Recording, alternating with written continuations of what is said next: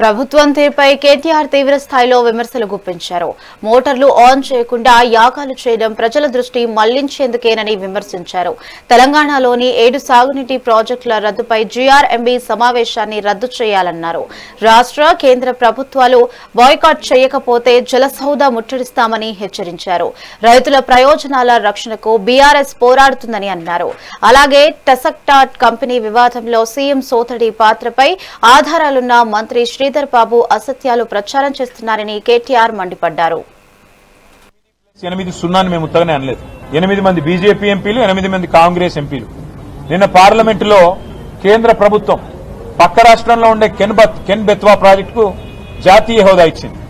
ఇతల ఆంధ్రాలో పోలవరం ప్రాజెక్టుకు జాతీయ హోదా ఇచ్చింది. కర్ణాటకలో అప్పర్ భద్రా ప్రాజెక్టుకు జాతీయ హోదా ఇచ్చింది. కానీ తెలంగాణలో ఒక్క ప్రాజెక్టు కూడా ఇవాళ వరకు కాళేశ్వరం గానీ, ఇటు పాలమూరు రంగారెడ్డి ఎత్తిపోతల పథకం గానీ మేము 10 ఏళ్లు అడిగాం, జాతీయ హోదా ఇవ్వలేదు.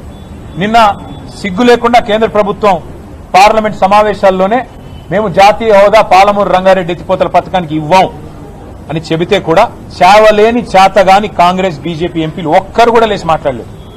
ఎట్లా ఇవ్వరు?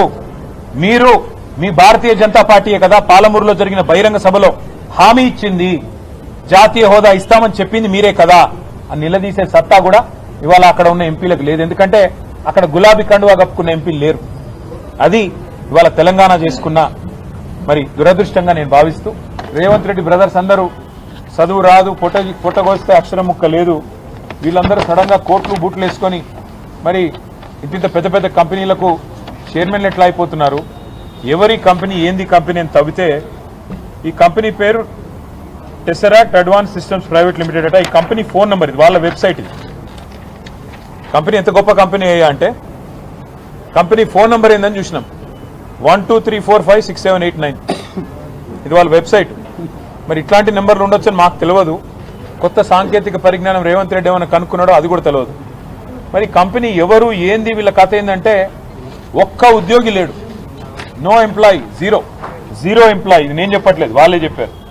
నెంబర్ ఆఫ్ ఎంప్లాయీస్, ఇది వాళ్ళ స్టేట్మెంట్. మార్చ్ 31, 2025 నాడు ఎంతమంది ఉన్నారు ఎంప్లాయీస్ అంటే ఒక్కడు కూడా లేడు, 0. ఎక్కడుందా కంపెనీ అంటే ఊరు లేదు, పేరు లేదు, ఎక్కడో పటాన్ చెరువులో ఒక చిన్న ఇల్లు అడ్రస్ పెట్టుకున్నారు. ఇవాళ అనుమతులన్నింటినీ తుంగలో దొక్కుతాం. మా చెప్పు చేతుల్లో కేంద్ర ప్రభుత్వం ఉంది, కేంద్రం జుట్టు నా చేతుల్లో ఉంది, కాబట్టి నేను ఆడిచ్చినట్టే ఆడాలని చంద్రబాబు నాయుడు గారు అనుకుంటే, చంద్రబాబు నాయుడు గారికి ఆంధ్రప్రదేశ్ ప్రభుత్వానికి నేను విజ్ఞప్తి చేస్తా ఉన్నాను. మా నాయకుడు కేసీఆర్ గారు ఎప్పుడో చెప్పారు, బేసిన్లు లేవు, బేసిజాలు లేవు, నీళ్లు వాడుకుందామని చెప్పారు. కానీ మా కడుపు కొట్టి మా ప్రాజెక్టుల అనుమతులు రద్దు చేస్తామంటే మేము ఊరుకోం. మీరు పోలవరం కట్టుకుంటే మేమేం అనలేదే, మీరు పట్టిసీమ నీళ్లు లిఫ్ట్ చేసుకుంటుంటే మేమేం అనలేదే. ఇవాళ మేమేమంటున్నాం, మాకు వచ్చిన అనుమతులను చెడగొట్టకండి అంటున్నాం. మీరు కేంద్ర ప్రభుత్వం మా చేతుల్లో ఉంది కదా, కేంద్ర ప్రభుత్వం జుట్టు మా చేతుల్లో ఉంది కదా, నేను ఆడిచ్చినట్టు ఆడే చెంచాగాడు, ఇక్కడ తెలంగాణ ముఖ్యమంత్రి ఉన్నాడు కదా నా చెంచాగాడు అనుకుంటే తెలంగాణ రైతుల తరపున పోరాటం చేయడానికి మేము సిద్ధంగా ఉన్నాం. జలసౌధలో కనుక జరిగే మీటింగ్ ని రాష్ట్ర ప్రభుత్వం, తెలంగాణ ప్రభుత్వం స్పష్టమైన నిర్ణయం తీసుకొని బాయ్కాట్ చేయకపోతే, ఎజెండా మార్చి వాటిని ఈ 7 అంశాలను, ఈ 7 ప్రాజెక్టుల అనుమతులు రద్దు చేసే అంశాన్ని తొలగించకపోతే తెలంగాణలో తప్పకుండా జల ఉద్యమం నిర్మాణం చేస్తామని మేము చెప్పాము. అవసరమైతే ఆ రోజు జలసౌధ ముట్టడిస్తాం. చేయాల్సిన పని చేయకుండా ఇవాళ ప్రజల దృష్టి మళ్లించడానికి పంపు లాంచ్ చేయవా స్వామి, పంపు లాంచ్ చేసి నీళ్ళు ఎత్తిపోయేవాయా అంటే కన్నెపల్లి మోటార్ లాంచ్ చేయడు.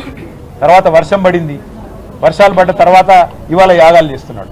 ఆయన బాధల్లో ఒకటే శ్రీనివాస్, ఆయన బాధ ఏమంటే నీళ్ళు ఇస్తే యూరియా ఇవ్వాలి, యూరియా ఇస్తే పంటలు పండుతాయి, పంటలు పండితే మళ్ళీ కొనుగోలు చేయాలి, కొనుగోలు చేయాలంటే మద్దతు ధర ఇవ్వాలి, ఆ తర్వాత మళ్ళీ బోనస్ ఇవ్వాలి.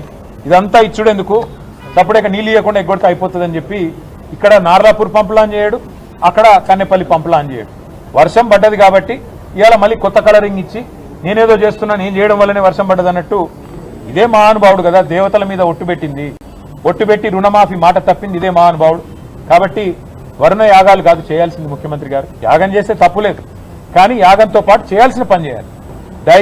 దైవ ఆశీర్వాదానికి మానవ ప్రయత్నం తోడవ్వాలి. మానవ ప్రయత్నం ఏం చేయాలి, పంపులు ఆన్ చేయాలి. వర్షం పడుతుంటే కిందికి నీళ్లు పోకుండా, గురువు గారికి గురుదక్షిణ ఇవ్వకుండా, ఇక్కడ మన రైతాంగానికి దండం పెట్టి